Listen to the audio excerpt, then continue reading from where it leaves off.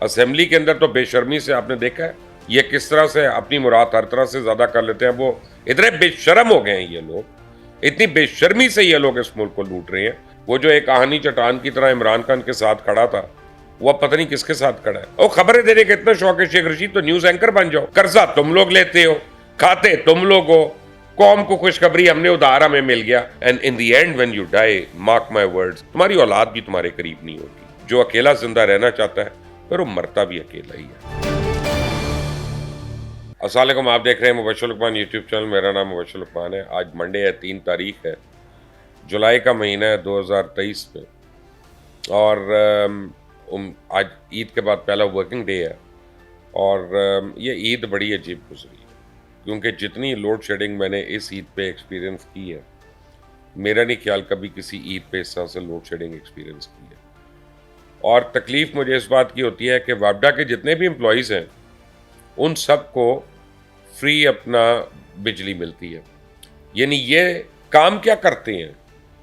Phone अपना answer नहीं करना, काम नहीं करना, तारें गिर गई तो उनको नहीं लगाना, ट्रांसफार्मर जल गया है तो आप खुद से पैसे दें और ट्रांसफार्मर बदलवा लें, वरना इन्होंने नहीं हिलना, ठीक नहीं करना। अब बिजली इनके घर में मुफ्त की। क्यों इनके घर में मुफ्त की है? यानी जिन्होंने इस मुल्क को लूटा कसूटा, खाया पिया, मजीद खा रहे हैं, तबाह कर रहे हैं, इस मुल्क के डाउनफॉल का हिस्सा जो बन रहे हैं, हमारी ये पावर प्रोजेक्ट्स ही तो हैं जिन्होंने इस मुल्क को बिल्कुल उड़ा कर रख दिया है, वो हमारे दामाद बन के बैठे हुए हैं। हुकूमत इनके बारे में कब करेगी? पेंशनर्स के बारे में तो कर रही है, लेकिन इन लोगों के बारे में कब करेगी? और वैसे तो अगर आप देखें, ये फ्री प्लॉट्स अगर आप देख लें, घर देख लें, बड़े बड़े गाड़ियाँ देख लें और इनकी शॉपिंग्स आप देख लें हुकूमत की, फिर तो IMF की हर बात सही लगती है कि IMF जो कहता है अपने खर्चे कम करो और आमदनी बढ़ाओ, कहता तो बिल्कुल सही है।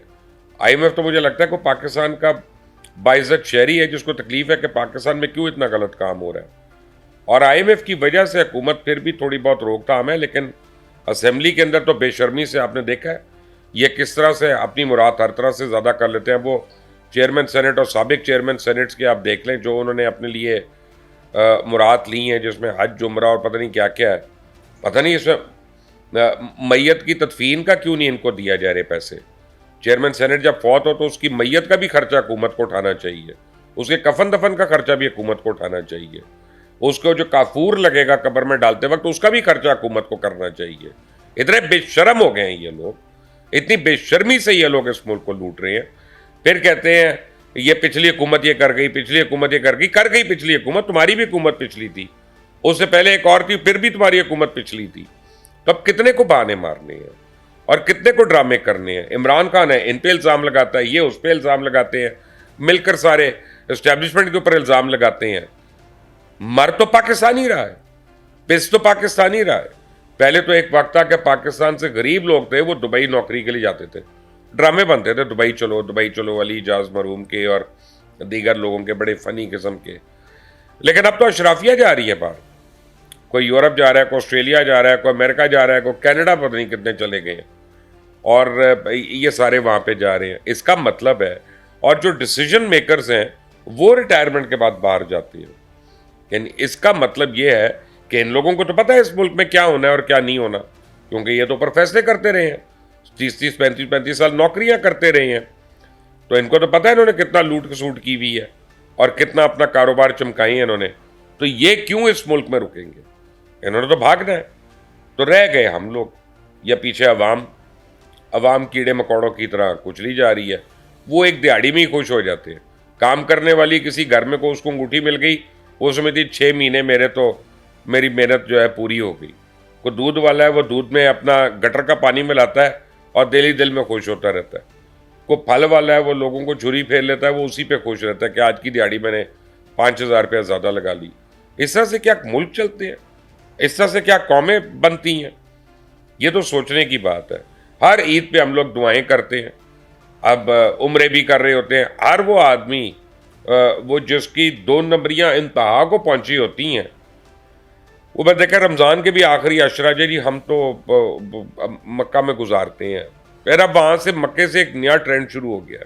हर आदमी आपको सेल्फियाँ भेज रहा होता है, वो चाहे अदाकार हो चाहे अदाकारा हो, वहाँ से सेल्फी भेजे, हरम शरीफ में मैं हूँ, वो शेख रशीद ने यह ट्रेंड शुरू किया था।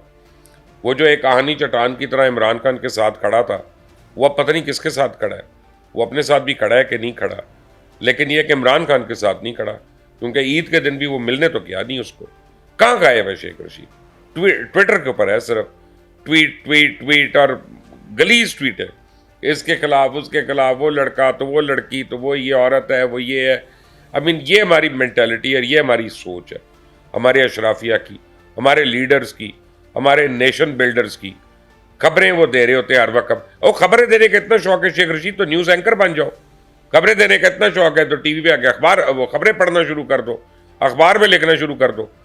तुम तो लीडर हो कौम के, विजन दो ना कौम को। विजन कहाँ गया तुम लोगों का? यही इमरान खान की बीमारी है, यही है इसहाक डार साहब की बीमारी है, यही शहबाज शरीफ की बीमारी है कि जनाब खबर देनी है मैंने। इसहाक डार साहब से आप बात, वो वैसे सहाफ़ी को वो बात नहीं करते, कैमरा छीन लेते हैं उसका, लेकिन प्रेस कॉन्फ्रेंस करने का शौक है। और प्रेस कॉन्फ्रेंस में आप देखें, मैंने एक ट्वीट पढ़ी इसहाक डार साहब की। मेरी कल बात हो रही थी इसहाक डार साहब से फ़ोन पे, कनेक्शन बड़ा वीक था इसलिए मैं उनको कह नहीं सका। आज गालिबन मेरी दोबारा बात होगी उनसे तो मैं ये बात उनको बनफ़्स नफीस फ़ोन पे भी कहूँगा। ये बात जब मेरी होगी कि ट्वीट की उन्होंने कि मुबारक हो कौम को, हमें $3 बिलियन का उधार मिल गया। नीचे एक लाइन देखी है आपने लोगों की जो उन्होंने लान तान की है उसके ऊपर? क्या तुम कर्जा ले रहे हो, उधार ले रहे हो और कौम को मुबारकबाद दे रहे हो? कौम ने लिया ये उधार, कौम ने किया ये खर्चे, कौम ने की ये बद इंतजामी। वो सेहत कार्ड गलत स्कीम है, वो बेनज़ीर इनकम सपोर्ट प्रोग्राम गलत स्कीम है, वो तुम्हारी पॉलिसी गलत है, वो एस्टेब्लिशमेंट की पॉलिसी सही नहीं है। कौम का क्या लेना देना इन पॉलिसियों से? कर्जा तुम लोग लेते हो, खाते तुम लोग हो। कौम को खुशखबरी, हमने उधार हमें मिल गया। हम भीख मांगी थी, हम 8 महीने से भीख मांग रहे थे और अल्लाह ने हमारी सुन ली, अगले ने हमें भीख दे दी भीख। अब क्या होगा?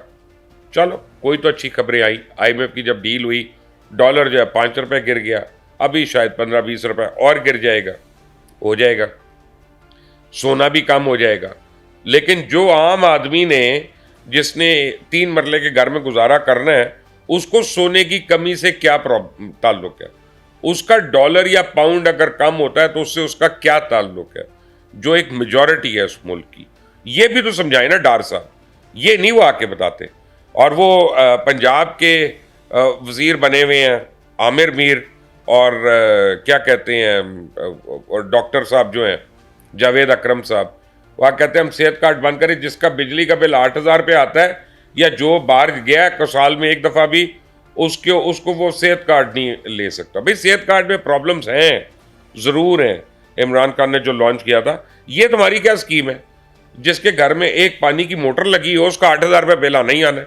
जितनी महंगी तुमने बिजली कर दी है, एक पानी की मोटर पे और एक पंखे के ऊपर 8,000 रुपये तो बिजली का बिल आना ही आना है। तो अब वो सेहत कार्ड से महरूम है। और 90% लोग जो पाकिस्तान के बाहर आने जाने वाले हैं, वो तो हमारे गल्फ में काम करने वाले मजदूर लोग हैं। वो साल में एक दफ़ा अपने घर वालों को मिलने आता है अपनी कंपनी पेड टिकट पे, तो उसको घर वालों को अब तुम कह दो कि जी ये सेहत कार्ड के लिए ये महरूम है। ये किस किस्म की तुमने वर्किंग की है जावेद अकरम? ये किस किस्म की वर्किंग की आमिर मीर? अगर तुम लोग इंटरिम गवर्नमेंट चला रहे हो और तुम लॉन्ग टर्म फैसले नहीं कर सकते, तुम्हारी काबिलियत नहीं है, तो कर क्यों रहे हो? छोड़ दो, इलेक्शन होगा, अगली गवर्नमेंट आके कर लेगी। फिर ये तुम डे टू डे बेसिस पे चलाते रहो इसको काम। वैसे तो पेंशन्स नज़र आ गई फाइनेंस मिनिस्टर को, बड़ी अच्छी बात है, क्योंकि पेंशन्स का भी हमारा निज़ाम एक वक्रा ही निज़ाम है। लेकिन उनको मुराद में दी जाने वाली चीज़ें नज़र नहीं आती हैं। उनको ये 500 नई गाड़ियाँ खरीदनी जो है ये नज़र नहीं आती हैं। उनको जो अरबों रुपए का प्रेसिडेंट हाउस का जो खर्चा वो नज़र नहीं आता। जो प्राइम मिनिस्टर हाउस का अरबों रुपए का खर्चा है वो नज़र नहीं आता। जो चीफ मिनिस्टर, ये गवर्नर जो हैं 200 एकड़ के अपना रियल एस्टेट पे बैठे हुए हैं, वो इनको नज़र नहीं आती। इसहाक डार साहब, अगली बार आप पेंशन को ज़रूर काम करें। मैं कहता हूँ ख़त्म कर दे। उससे पहले गवर्नर हाउस को भी नीलाम करे, उससे पहले प्राइम मिनिस्टर हाउस को भी बेचे। वो पैसे जब पूरे हों फिर आप गरीब आदमी को आके कहें कि तुम कुर्बानी दो। कमाल का हिसाब है। हर आदमी अपने पैर पे, अपने पैरों पे पानी नहीं पड़ने देता। उधर इमरान खान है, वो इंटरव्यू देता है जी उसको CNBC को। वो इनको इंटरव्यू में कहता है कि मेरे ज़माने में सहाफ़ी भी गिरफ्तार हुए, मेरे ज़माने में सियासतदान भी गिरफ्तार हुए, लेकिन मैंने नहीं किए। अरे और किसने किए? वो जी इस्टेब्लिशमेंट ने कर लिए। और तुम तो कहते थे इस्टेब्लिशमेंट और मैं, हम तो एक पेज पे हैं। ये तो अपना मई के बाद हुआ है सारा कुछ, जो कुछ हुआ है। कितने को झूठ बोलने हैं। और मैं आपको एक बात बताऊं, इमरान खान को शायद याद नहीं, काफ़ी लोगों को इस बात का पता है, मीर शकील और रहमान अरेस्टेड थे। मैं खुद इमरान खान को फ़ोन करके इसके पास किया। शहबाज गिल और शिबली फराज वो भी उस मीटिंग के अंदर मौजूद थे जब मैं इमरान खान से बात कर रहा था। तो मैंने कहा यार, ये मीर शकील और रहमान को गलत केस में तुमने अंदर पकड़ा गया। तो उन्होंने कहा नहीं नहीं मुबशर, तुम नहीं जानते, ये बहुत ये, उसने जो बातें की वो मैं रिपीट नहीं कर रहा। मैंने कहा इमरान, अगर तुम्हें उसके खिलाफ कोई केस चाहिए था तो मेरे से पूछ लेते, मैं तुम्हें कम से कम कुछ 7 चीज़ें दे देता। हमने कितनी लड़ाई की है हमने एक दूसरे से, उन्होंने भी की है, मैंने भी की है। लेकिन ये केस गलत है। ये केस को अगर तो तुम इसको जाके करोगे ज़मीन का, जो उसके घर का है, तो पता चलेगा कि एलडीए ने मीर साहब का तकरीबन को 1.5-2 करोड़ रुपया देना है, अभी उन्होंने नहीं देना। तुम ये गलत केस में, नहीं मैंने उसको सबक सिखाना है। उस वक्त तो तुमने मुझे एस्टेब्लिशमेंट का नहीं कहा कि एस्टेब्लिशमेंट ने सबक सिखाना है। आज तुम सीएनबीसी को इंटरव्यू देते हुए कह रहे हो कि नहीं, ये एस्टेब्लिशमेंट ने किया था। कितने को झूठ बोलने हैं। आज परवेज खटक भी जिंदा हो गए। परवेज खटक 35 लोग साथ लेके जाए, 3500 लोग साथ लेके जाए, मुझे इससे गरज नहीं है। मुझे गरज इससे है कि ये 9 मई के बाद अब सारों का ईमान क्यों जाग रहा है। 9 मई के बाद क्यों इमरान खान जो है वो सारों को एक मुजरिम नजर आ रहा है। 8 मई को क्यों परवेज खटक को नजर नहीं आ रहा था। जब परवेज खटक कंटेनर पे डांस कर रहा था, नाच रहा था, उस वक्त इसको क्या नजर नहीं आ रहा था। ये तो सीएम था और ये तो उस वक्त वहां से केपी के गवर्नमेंट के बंदे लेके आ रहा था, उनकी बसें भर भर के ला रहा था। पंजाब पुलिस को फायरिंग के ऊपर इसने कह दिया था कि इनके ऊपर फायरिंग करो, ये करो, जलसागाह तक पहुंचना है। तो उन चीज़ों का कौन चार्ज करेगा परवेज खटक को। आज वो आ जाएगा यहाँ पे तो सारी बुराइयां धुल जाएंगी उसकी, सारे उसके गुनाह जो है धुल जाएंगे। यानी जो भी लॉन्ड्री के थ्रू आ रहा है, जो इमरान खान को छोड़ रहा है, वो पाक साफ हो गया। चाहे उसने अरबों की करप्शन की है, चाहे उसने कत्ल किया, चाहे जो मर्जी किया, वो माफ हो रहा है वहां पे। ये किस किस्म का निज़ाम बना लिया है। वो चीफ जस्टिस साहब जो है वो मजबूर हो गए। वो कहते हैं हमारी हुक्म को मानता नहीं कोई।